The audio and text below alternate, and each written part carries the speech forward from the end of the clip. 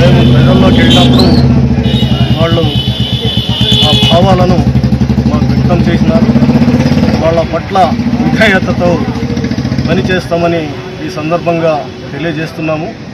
మళ్ళీ మన మడకశిర అని అంటే దౌర్జన్యం లేని మడకశిర, ఎస్సీ ఎస్టీ కేసులు లేని మడకశిర, అందరూ సామరస్యంగా ఉండే మడకశిర, ఎవరి వ్యాపారాలు ఎవరి వృత్తిని వాళ్ళు స్వేచ్ఛగా స్వతంత్రంగా చేసుకునే మడకశిర, బహుముఖ అభివృద్ధి చెందే మడకశిరను చేసి చూపించాలా అనే ఉద్దేశంతో ఈ ఎలక్షన్లో గౌరవ డాక్టర్ నీలకంఠపురం రఘువీరారెడ్డి గారు, నేను, మా ప్రియతమ నాయకులు అందరూ, గౌరవనీయులైన ప్రజలందరూ కూడా కలిసికట్టుగా సమిష్టిగా ఈ ఎలక్షన్లో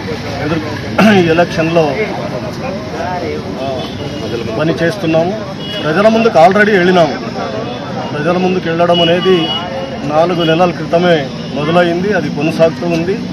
ప్రజల దీవెనల కోసం ఈరోజు నామినేషన్ వేయడం జరిగింది.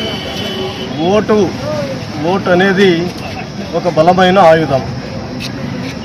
మంచి ప్రభుత్వాన్ని అయినా కానీ చెడు ప్రభుత్వాన్ని అయినా కానీ ఎన్నుకునే ఒక బలమైన ఆయుధం ఓటు. మొదటి నుంచి మడకశిర ప్రజలు మంచి వారికి అవకాశం ఇచ్చారు. అందువల్లనే ప్రజాస్వామ్య వ్యవస్థ ఇప్పుడు మడకశిరలో పటిష్టంగా ఉంది. దాన్ని కాపాడడానికి డాక్టర్ నీలకంఠపురం రఘువీరారెడ్డి గారి నాయకత్వంలో నేను కూడా పనిచేస్తానని సందర్భంగా ప్రజలందరికీ నమ్మకాన్ని, విశ్వాసాన్ని, ఆత్మవిశ్వాసాన్ని కాంగ్రెస్ పార్టీ పరంగా మేము ఇస్తున్నాం.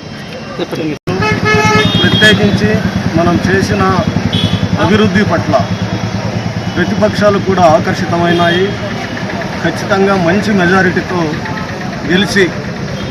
గెలిపించి నన్ను మడకశిర ప్రజలు అసెంబ్లీకి పంపిస్తారనే ఆత్మవిశ్వాసం నాకు మెండుగా ఉంది.